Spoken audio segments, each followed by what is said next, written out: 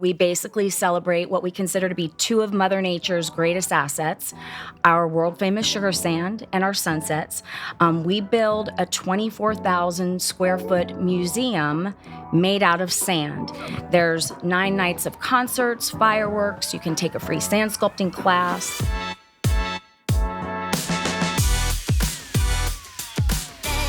Welcome to Money Market, a Bank of Tampa podcast. We highlight the businesses, expert business advice, the local economy, and points of interest in the Tampa Bay market. Follow us on YouTube, Spotify, Apple, or wherever you find your favorite podcasts. And make sure you share this episode with a friend or colleague. I am your host, Owen LaFave, the Pinellas County Market President for the Bank of Tampa, Tampa Bay's oldest and largest community bank. Today's guest is the queen of the sugary sands of Clearwater Beach, Florida. For nearly 30 years, Lisa Chandler and her husband, Steve, had helped reshape Clearwater Beach from a seasonal spring break destination into a year-round, family-friendly travel spot with Pier 60 and the Sugar Sands Festival. She is a Clearwater native, and we are lucky to have her in Tampa Bay.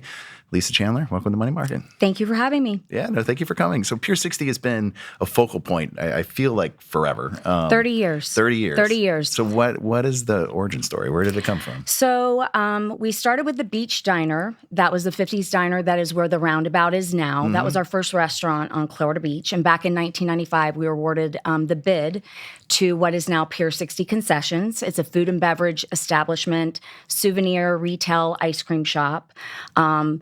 Prior to that, my husband and I had started the Sunsets Festival, which is the 501c3 not-for-profit organization that puts on the yearly nightly sunset celebration featuring artisans and street performers.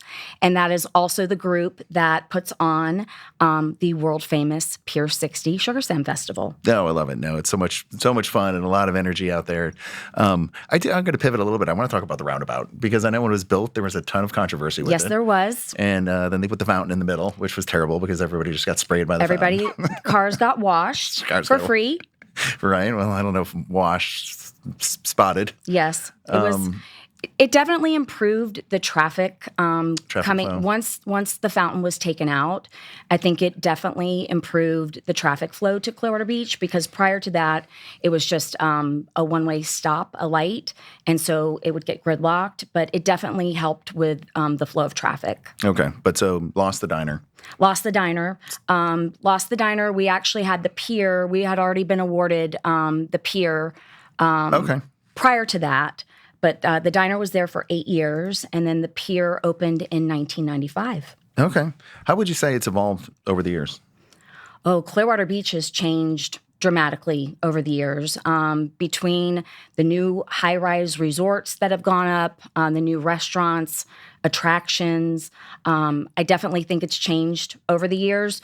Maybe not so many mom-and-pop places anymore. There still are some that are on the island, but improvements, lots of improvements over the years. How do you balance that? Because I know a lot of communities fight, the development and additional density. I think you have to be very cognizant of the fact that it is also the locals' beach, the residents' beach who live here. It's their beach as well. Mm-hmm. So basically, being cognizant of doing what's best for the residents as well as what's in the best interest of the tourist. Tourism is our number one economic engine driver for Pinellas County. Mm-hmm. So we're very blessed to have been a part of the community for 30 years and continue watching it grow. So what is the Pier 60's contribution to the local economy? I would say the Sunsets Festival for one. It is one of the only few places that artisans and street performers can come out there and sell their wares. You're right. I'm thinking about it. Where else do you go? Where else? Right. That's the spot. Do they have a platform to do something that's very, very unique? Right. It's a great form of free family entertainment for the people visiting. We have a great local following as well. Great place for shopping. But again, just very blessed to have been a part of this for the last 30 years. So what are those over 30 years? I mean, I would imagine you've got partnerships and relationships. So who do you partner with? Visit St. Pete Clearwater or other organizations? Visit St. Pete Clearwater. I have obviously all my colleagues. We also do the cabanas and umbrellas on Clearwater Beach. That's part of our operation. So we service the Hyatt, the Wyndham, the Opal Sands. Mm-hmm. We work with those folks. But, it's been really interesting to build. There are some some folks that have been out there as long as my husband and I have been. So it's just been a great place to raise our family, run a business, and most importantly, give back to our community. And having been out there so long, I mean, are you appreciative of all the growth and change? Do you struggle with it at times? I mean, where do you come in at that? This point, given what we just experienced with the back-to-back hurricanes, feeling very blessed that things are on the upswing of getting back to normal. You know, for a good 2 months, the beach was kind of at a deadlock. A lot of the businesses were closed due to the hurricanes, but things are coming back on board. Frenchie's reopened all of their restaurants. The main anchor properties, they've all reopened. The attractions have reopened. It's been amazing. The city of Clearwater, the amount of time and effort that has gone into putting that beach back together. People don't realize the roads were, 5 feet packed. It did not look like the there were roads. The roads weren't. They were gone. Yeah. The infrastructure was gone. So, in comparison to some of our other, local beach communities, Clearwater has really shined in getting things back to normal because we are a tourism destination and people do plan their vacations to come to Clearwater Beach. That's so really interesting. I mean, I was kind of joking. I had a data point the other day during a conversation, but I was at the airport coming back, and there was a group that was on the plane. And I didn't ask more questions, but I was listening to them talk to some other group. But they had been going to, I think, St. Pete Beach, and their hotel was closed, and they pivoted and still decided to go to Clearwater. But I don't know that the message is out there that the beach is open. There's plenty of things to do. Well, we're definitely still shining. That is Visit Yes. St. Petersburg, Clearwater's tagline right now. A lot of effort is being put into marketing outside the destination to let people know that we're open for business. Our beaches are groomed year-round. We are one of the only municipalities that have year-round lifeguards. They are all back in operation. It's just been amazing to see the community come together after a time of crisis to rebuild and get us back to normal. If you had to put a percentage on recovery, where would you say I'd say we're probably at about 90%. That's incredible. Yeah. Given that in a very short period of time, which is amazing because kudos to Clearwater. Yeah. Kudos to the city of Clearwater for sure. What is the story of the Sugar Stands Festival? Like, how did that come to be? That's a great story. That's a great question. And maybe what is it for people that don't know? Well, the Sugar Stand Festival is a 17-day event where we basically celebrate what we consider to be two of Mother Nature's greatest assets, our world-famous sugar sand and our sunsets. We build a 24,000 square foot museum made out of sand. There's 9 nights of concerts, fireworks. You can take a free sand sculpting class. But back to your original question, how, the why? Yeah. 15 years prior to our debut, the concept of a walk-through museum was introduced to me. Somebody brought back a lookbook from Cape Town, South Africa, where they had built a museum made out of sand. And I saw it, fell in love with it, and said, we have to do this on Clearwater Beach. Well, I was very naive at that time, and I was like, put it, pen to paper, how much will it cost to do something like this? And I had absolutely no idea what the cost would be to bring the sand to life. So it became my bucket list event, or I'd say, if I win the lottery one day, we're going to do it. Fast forward to 2013, the city had approached me about bringing back a music festival that we used to have on the beach. At that point, I had already had 2 more kids. I really wasn't interested. So this is not Clearwater Jazz Holiday, something different? No. Okay. I volunteer for them as well, but no, this was not Jazz Holiday. It was called Beach Fest. Okay. But they wanted me to bring it back, and I really wasn't excited because I'm not a music promoter. I'm in the hospitality business. But I went back to my landlord, which is the city, and basically said, here's something I'm really passionate about, knowing that it was a huge scale event, and they loved it. And so the very first year, we only had 90 days to put it together. And so that was a really interesting time. Drinking from a fire hose. Yes, trying to explain to my colleagues exactly what we were doing, because they'd say, you're building sandcastles? People didn't understand that we're building a museum quality exhibit made out of sand. If you've ever been to Gaylord Palms in Orlando, they have what's called ice. It's very similar to that concept, except for we build everything out of sand and water. Oh, that's a good analogy. Would the people then they could visualize that? That was the only. I had this little lookbook of all of these little pictures from Cape Town, South Africa, to try and show them. But yeah, we pulled it off in 90 days that first year. That's absolutely incredible. Huge learning curve. Yes. So now imagine. we're in our 11th year. We obviously had 2 years that we were in a hiatus due to COVID. But last year we celebrated our 10-year anniversary, and it just continues to grow. Has surpassed my expectations every year. It is such a spectacle. And also, just having kids over the years and trying to do something of interest artistic with sandcastles. Yeah, and stuff. because you think about feel completely inadequate when you see just how majestic some of these things are. We commission 17 master sculptors to build the exhibit. But, when you go to think about sand sculpting, you think of all of the art schools throughout the United States. There is no platform to become a professional sand sculptor. There's not. You don't go to school for this.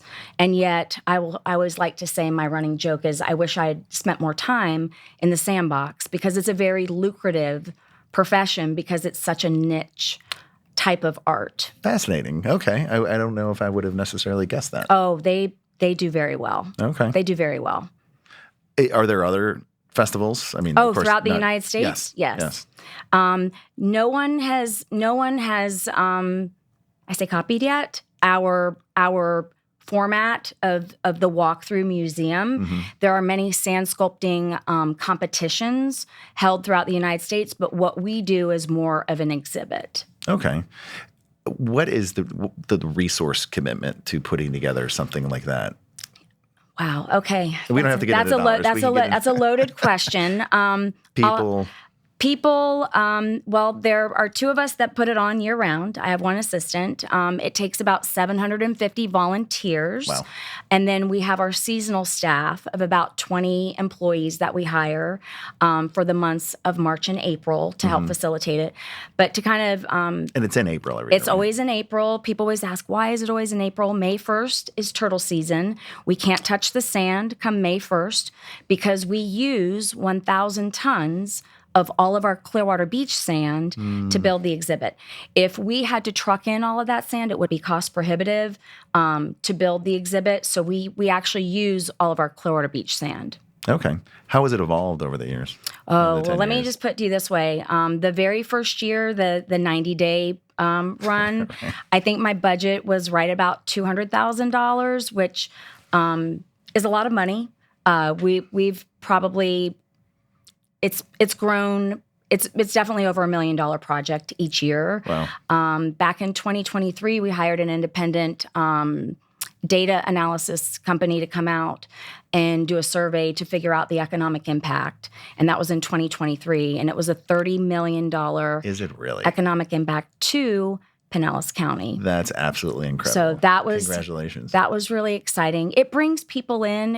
What people don't realize. The whole idea behind sugar sand was, every major destination has an event that showcases something that is relative to the destination, and our sand is something that does separate us from other. There's beautiful beaches all throughout the United States. Sure. But not every beach has the consistency of sugar sand, and it feels like sugar. It looks like sugar. Does not taste like sugar. For sure. You'd be amazed every year, and I always tell people this story. Every year, someone has the question: do you put sugar in the sand? Or they'll do the finger. We're like, you can't eat the sand. Don't do it. No, but it's basically we build the exhibit. People take so many photographs, and it's like an international postcard inviting people. It's not just about when the event actually takes place. It's really driven to market the destination year round through social media, through the images that are shared for holidays. It's just a in great. today's, social media, like Instagram world, Yes. I can only imagine like all the It Instagrammers is. and People love sand sculptures. And I will say this, incredible when you see it on the photography. Yes. But when you're actually there in front of it and looking at the ink, just the detail. Yes. I mean, just incredible artwork. It takes 2 weeks to build the exhibit, and that's why we commission the 17 sculptors. And then once the exhibit is complete, that's when we have the College Wall Art Master Sand Sculpting Competition, where they compete for $8,000. Wow. Guests of the festival are asked to donate pennies, nickels, dimes, and dollars to their favorite sculpture. Okay. The winner wins the $8,000, but then 100% of the proceeds collected for that competition go to 3 Title I schools here in Clearwater. Okay. So what tools, how long do the sculptors take to make these? What tools do they use? I mean, So it takes them 2 weeks to build the Sugar Sand Walk exhibit. Okay. Each vignette takes anywhere from 5 to 7 days to complete the sculpture. As far as the tools are concerned, it's actually really interesting. They use baking tools, trowels, shovels, a lot of straws, things that you would find in your garage, paintbrushes. So a little of everything. A little bit of everything. Wow. Anything that you have seen that was just like, I can't believe you're using that. A plunger? I don't know. You mentioned a straw. No, just basically. Are straws allowed on Clearwater Beach? Eco-friendly straws are allowed on Clearwater. Yes. Turtle-friendly Biodegradable. straws, biodegradable, paper, yeah. Yes, paper straws. But no, all the things that you would see in your kitchen or in your garage are the tools that they actually use. What about yourself? Have you taken some classes? I have taken many, many classes, and as I stated before, I wish I would have spent more time in the sandbox. I'm pretty good at it. I'm by no stretch. So what's one you're proud of? I can do. I'm actually really good at a drip castle, which doesn't really take much skill involved. But no, I leave it to the masters. Cool. What they do, the intricacy, and what they can create just out of sand and water, it's really awe-inspiring. So you're dealing with a lot of sand mobilization. A lot of sand. So you're pulling the sand from the beaches. Yes. And then it just gets pushed back out? Yes. What is that process? Once the event is complete, it takes about a week and a half to put all the sand back to its original resting place. People don't realize it's a 37-day project, start to finish. All the electric has to be run. The plumbing has to be run. All of the lighting, everything has to be, the gas has to be installed. It's a huge, huge undertaking. Yeah, that's an understatement. Yes.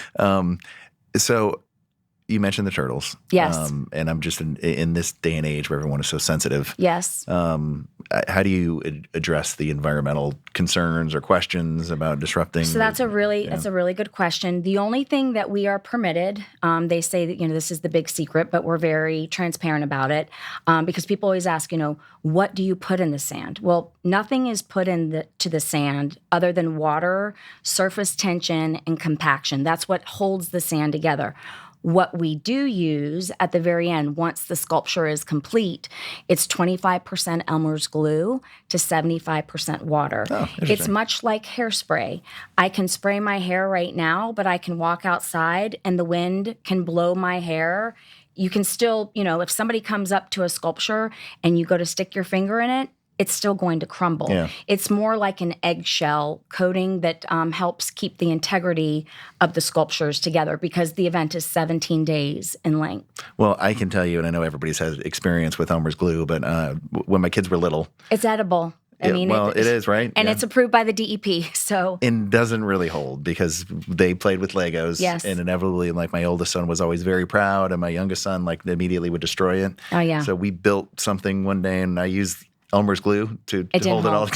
No. It's like I said, it's much like an eggshell, but that's what helps keep those fine grains of sand together. So are there plans to continue to expand? So good thing you asked that question. This is the year. We are expanding to 24,000 square feet. In years past, we've been at 21,000 square feet. But new this year, we're adding an entire new section of augmented reality. So it'll be a separate tent with the sand sculptures inside, and then there'll be video imagery that will be shot onto the sand sculptures, Oh, cool. bringing the sculptures to life. So we're really excited about that this year. Yeah, that's very cool. What about themes? Do you this select year? the themes? So What's that process like? So each year post-event, now this was interesting because this year was a little different. In the 10-year anniversary, we built 2 vignettes. One of them was called Dinah Shores, and the other one was Sensational Sports. And we allowed visitors of the festival to vote for this year's theme. It's the first time we've ever done it. Okay. And Dinah Shores, a prehistoric adventure in sand, is what won. So that's our theme this year. And then we'll probably follow up with Sensational Sports in 2026. Okay. So, I mean, can you share a little bit of what that, did you have some renderings or things that people can expect when they get out there? So what I've learned over the years dealing with the artist, we give them some guidelines to go by into the preferences of things that we would like to see. But most of it ends up being a surprise, even for us. The more creative freedom you give them, the better the sculptures are. Okay. So Just let them do their thing. we let them do their thing. In the beginning, the first couple of years, I had books. I had my chicken scratch of drawings. I mean, I really tried to micromanage it, and I learned very quickly early on that if we just give them the creative freedom, the end product is a lot better. So, I mean, artists are very creative. Yes, they are. And sometimes Yes, they are. art is very subjective and can be controversial. Yes, it can be. And we've had instances where we've had an artist that has created something that what I like to say is not Disney-esque, is not family friendly, and it just disappears. And they have to start all over again. I'm not sure what happened. Yeah, no. Let's gust the wind. It just, prior to us opening. It has happened. It's happened twice. Okay. So they just kind of build, or do you approve? They show you what they're going Correct. to build? So we do have a guideline as to, what the theme is.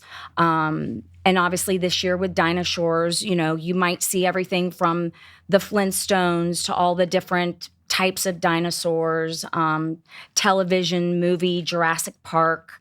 It encompasses a lot of different themes within the theme of Dinah Shores. So how much time should people plan when they're coming to the Sugar Sands Festival? Well, you can totally make a day of it. The actual exhibit, depending on how many pictures you take, how much time you take to actually go through the exhibit, it really only takes about 20 to 25 minutes to go through the exhibit. But having the Frenchie's Free Beach concerts, we have a whole entire nightlife that goes along with it. It's a dance party in the sand. The concerts take place at 7:30, Friday, Saturdays, and Sundays.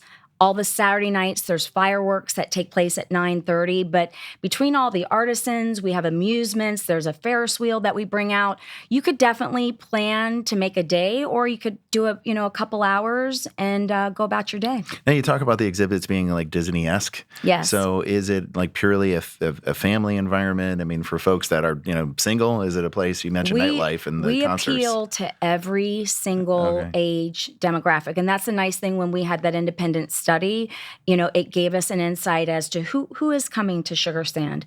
And there wasn't, we checked off every box.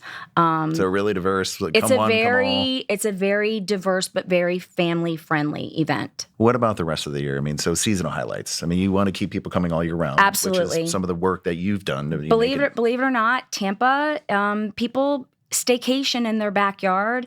Tampa, we do get a lot of people who come from Tampa to, Clearwater Beach is their beach. Okay. The closest beach. But no. Probably not coming in December though, right? No, right. Not December. No, I would say more spring and maybe more leisure travel in summer. Okay. And then fall, like where? Fall, September, October is technically our off season. Mm-hmm. The week between Thanksgiving is is busy. And then that week between Christmas and New Year's is traditionally a busy week for us as well. And then our actual season begins February 14th on Valentine's Day, and runs through May. And then we start our summer season starting in June. Okay. And then international travel? I mean, International travel is more in the fall, but also in the summer as well. and do you see that being more European driven? Is it In the fall, definitely more European driven. And what's great about the Europeans, they come on what we call holiday. Usually it's for like a 2-week spread. They typically, when they come here, they stay. A lot of them split their time between Orlando and then Clearwater Beach. We see that very frequently. And so the goal, I guess, with any business is to continue to grow. Absolutely. So Absolutely. we talked about the plans for the sugar sand festivals, but how much growth can Clearwater Beach like really sustain and do it in a fashion that I will tell you, I mean, not living on the beach, to go there, I mean, visiting and staying is one thing. But to come to the beach, I mean, you need to leave early if you're going to find parking. Traffic and parking is our number one challenge. The good news is through alternative modes of transportation, such as the Jolly Trolley and the water taxi, the Clearwater Ferry. We are 3 miles of pristine beaches. So being able to fit thousands of people is not the issue. The issue is more the infrastructure and how to get them there, where to park their cars. So having those alternative modes of transportation has been a huge game changer. Like for sugar sand, we have a dedicated trolley that runs for free. People park their cars in downtown Clearwater, take the trolley for free, save a little money on parking, and then you're not having to worry about where to find a parking space. Is there still a ferry? Yes. Okay. Yes, okay. the Clearwater Ferry is still open. It's Okay. still running. They just redid some of the docks at the marina, so they now have a place to get them to the marina. Okay. If people want to be involved with a lot of the work you're doing, the Sugar Sands Festival. Yes, sugarsandfestival.com. Okay. That's our website. And is there a process where people can apply to Absolutely. be a volunteer? Volunteering, a vendor, a food vendor, an artisan, a street performer, all of that information is on our website. And the last little thing I'll tell you is that our ticket sales are live. People can purchase tickets online at sugarsandfestival.com. They make great Christmas gifts, experiences, give that gift of a sugar sand vacation. I love it. But it's going very well. Can you just walk up though and yes, and you can buy a also ticket? purchase. You can purchase your tickets on site as well. Okay. There are a few perks to purchasing your tickets in advance. You don't have to wait in line. We have what's called the Fast Lane, and they get a $5 discount on any festival merchandise. Oh, look at that. So as you're creating this thing, I mean, I have to imagine that. I mean, we were talking about hurricanes. Weather is an issue. Yes, it is. How do you maintain the integrity of the sculptures they're building, as well as just look? The reality is we're living in a world where people aren't always kind, and so I imagine there's people that want to come in and vandalize and smash these things. They So absolutely do. how do you deal with both of those issues? So for starters, one of our largest expenses, we have 24-hour security. What separates us from other sand sculpting festivals throughout the country is we're housed in a 21,000 square foot structure, which is also a very large expense. But as you know, sand and wind do not mix. No. So having that covered structure is what helps keep the integrity of the sand sculptures intact for the 17 days so that people can come view them. And then also, if somebody comes in, we have what's called performance art, and they can actually see the sand being brought to life every single day. We leave pockets of So untouched. the artist's actually working. They work all 17 days. When the exhibit opens, it's 95% complete. That's a question we get asked a lot. But they can still come in and watch the sand sculptors bring the sand to life. So 17 days is a long time, and we're It talking is a about long wind, time. and you have coverage. And you have to, and we've had rain out days. We've had instances where we've had to close the exhibit for a couple of hours. It is a hurricane 90 mile per hour sustained wind tent. Wow. But last year we did have a hard closure where we had to close for 5 hours. All right. Just for the safety of our guest. Is there ever a need to have to touch up some of the sculptures? Oh, we get lots of curious little hands, Right, and no yeah. matter how many Big hands things probably are sometimes, too. preventing them from getting near a sculpture, you always have that one parent who's not paying attention to their little toddler, and they decide to go underneath the ropes and stick their finger right into the sand sculpture. But the beauty behind that is, See if it tastes like sugar. Exactly. It can be fixed very quickly, and that's what keeps the integrity of the sculptures together. Well, having Lisa, those performance artists. This has been an absolute pleasure. And thank you for being an ambassador to Clearwater. Thank you for all you do in terms of just the events with the Pier and the sugar sands. You had mentioned the website for people to go to. Is that the best resource for if people want to contact you? SugarSandFestival.com. Please visit our website and come visit us. It's April 11th through the 27th, 2025. We look forward to seeing everyone. Perfect. Way to wrap it up. Lisa, thank you for coming on Money Market. Thank you for having me. If you have a question or future show idea or would like to be a sponsor, you can send us a message at moneymarket@bankoftampa.com or find us on LinkedIn, X, Facebook, and on Instagram at Bank of Tampa and online at bankoftampa.com. Thanks for tuning in. Thanks for subscribing, and we'll see you around in the Money Market.